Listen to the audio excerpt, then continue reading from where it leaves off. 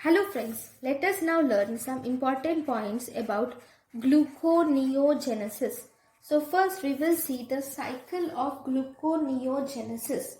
Okay, this gluconeogenesis occurs mainly in the liver. Almost 60 to 90% of gluconeogenesis occurs in liver and 10 to 40% of the cases it occurs in kidney. This most commonly occurs in mitochondria and cytoplasm. So if you see, first we will see the pathway. Okay, so you can go from below upwards, but I prefer, okay, we will go from below upwards only that becomes easier. Fine. So the end product, the first starting product is pyruvate. Pyruvate, in the presence of the enzyme pyruvate carboxylase, it forms oxaloacetate. This oxaloacetate combines with acetyl-CoA and it forms citrate. Okay, this citrate will actually, there will be steps of Krebs cycle will occur, and finally after a series of steps in Krebs cycle you will see formation of malate. That means oxaloacetate is converted to malate through the Krebs cycle. Now this process occurs mainly in the mitochondria. All this occurs in mitochondria. Now this malate can cross the mitochondrial membrane and it will reach the cytosol. Okay, now this is the malate which is in the cortisol. This malate again gets converted to oxaloacetate. Okay, malate to oxaloacetate requires the enzyme NAD gets converted to NADH plus H plus in this process, and this oxaloacetate, in the presence of the enzyme phosphoenol pyruvate carboxykinase, it forms phosphoenol pyruvate. This phosphoenol pyruvate has the similar steps of glycolysis. Through all the reversible steps, it reaches fructose 1,6-bisphosphate. Fructose 1,6-bisphosphate gets converted to fructose 6-phosphate. Because fructose 6-phosphate to fructose 1,6-bisphosphate is an irreversible step, here fructose 1,6-bisphosphate gets converted to fructose 1,6-bisphosphate gets converted to fructose 6-phosphate with the help of the enzyme fructose 1,6-bisphosphatase. This fructose 6-phosphate, again in the presence of the isomerase similar to glycolysis, it forms glucose 6-phosphate, which again undergoes, in the presence of glucose 6-phosphatase, it forms glucose. So at the end you see the presence of the formation of glucose occurs in gluconeogenesis. So we will see from the beginning. So if you see, we will see all the enzymes, will incorporate the enzymes. Pyruvate, in the presence of the enzyme pyruvate in the presence of the enzyme pyruvate carboxylase, it forms oxaloacetate. This oxaloacetate combines with, enters the Krebs cycle or citric acid cycle and it forms malate. This malate now gets converted to, enters the cytosol and it gets converted to oxaloacetate. During this process, the malate conversion to oxaloacetate, during this process NAD gets converted to NADH plus H plus. This is a reversible step. Then this oxaloacetate will, in the presence of the enzyme phosphoenol pyruvate carboxykinase, in the presence of the enzyme phosphoenol pyruvate carboxykinase, it forms phosphoenol pyruvate, and during this process GTP gets converted to GDP and carbon dioxide.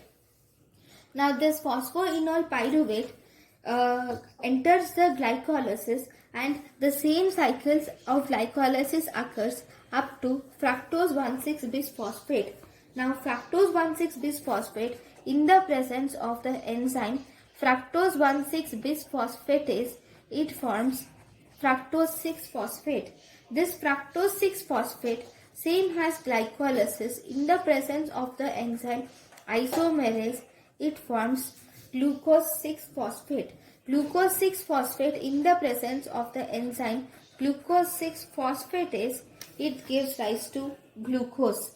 So this gluconeogenesis is the major contribution of glucose during overnight fasting, and this is also the major glucose for the RBC and also for the brain. This is the major source of glucose content. This also forms intermediates of citric acid cycle. So we will incorporate the inhibitors and okay, we will do some inhibitors here, okay, and some in the next page. So if you see the glucagon will activate this enzyme fructose 1,6-bisphosphatase. The enzyme fructose 1,6-bisphosphatase is activated by glucagon. This glucagon activates the enzyme fructose 1,6-bisphosphatase, and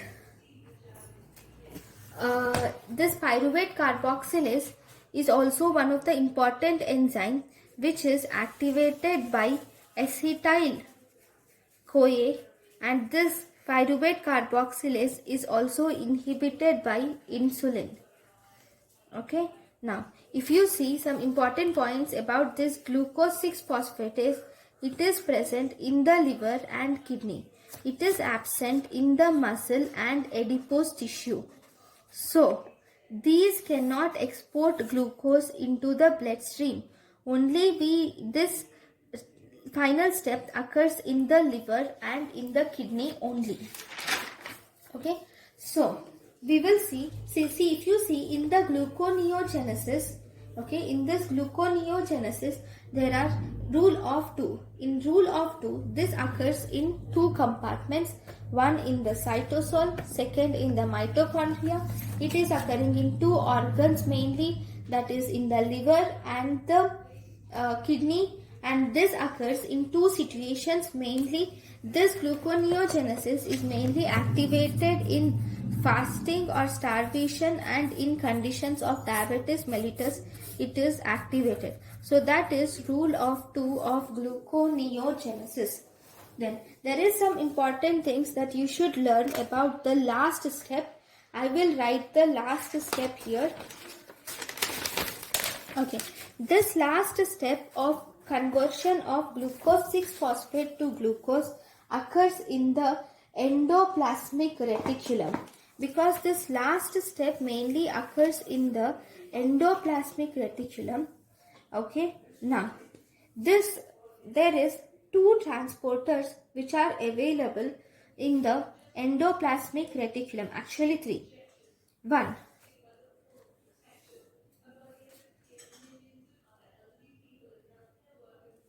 okay, I will write it like this. Okay, right, okay, there are 3 transporters which are available. So if you see, first we have glucose 6-phosphate.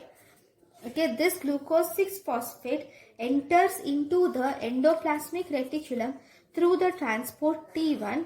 Okay, this has entered into the endoplasmic reticulum. Now this glucose 6-phosphate, in the presence of the enzyme glucose 6-phosphatase, it forms glucose, and inorganic phosphate is released during this process. This glucose goes out of the endoplasmic reticulum with the help of the transporter T2, whereas this inorganic phosphate goes out of the endoplasmic reticulum through the transporter T3. So in the endoplasmic reticulum we have 2 transporters. First transporter is T1, which will help in entry of glucose 6-phosphate into the endoplasmic reticulum, whereas the second transporter is T2, which will help in exit of glucose out of the endoplasmic reticulum, whereas the third transporter is T3, which will help in exit of inorganic phosphate out of the endoplasmic reticulum. Then if you see the energetics of this glucose 6-phosphate gluconeogenesis. So in this gluconeogenesis, we have one pyruvate carboxy kinase through which GTPs are produced. Okay, then we have phosphoglycerokinase in the glycolysis. You have phosphoglycerokinase through which 2 ATPs are used. Okay, even here 2 GTPs are used. See, oxaloacetate to phosphoenol pyruvate, 2 GTPs are used, and in these steps of glycolysis we have 2 steps. One we have phosphoglycerate kinase through which 2 ATPs are used, and pyruvate kinase through which again 2 ATPs are used. Total, if you see, there will be, even if you don't remember the enzymes, that's fine. There will be 4 ATPs which are used and 2 JTPs are used due to this. This is used. I'm writing it this big because you should remember that here it is used. It is not produced. These are 4 ATPs and 2 GTPs are used from this gluconeogenesis. You should remember this because it is very, very important. Okay. Next, if you see, the next thing is about the substrates of gluconeogenesis. Then coming to the substrates of gluconeogenesis, these include, we have pyruvates, lactates, glycerol, propionic acid, glucogenic amino acids, glucogenic and ketogenic amino acids, and any intermediate from tricyclic antidepressants will be the substrates of gluconeogenesis. So this is about the gluconeogenesis. Thank you guys for watching my lecture. Thank you.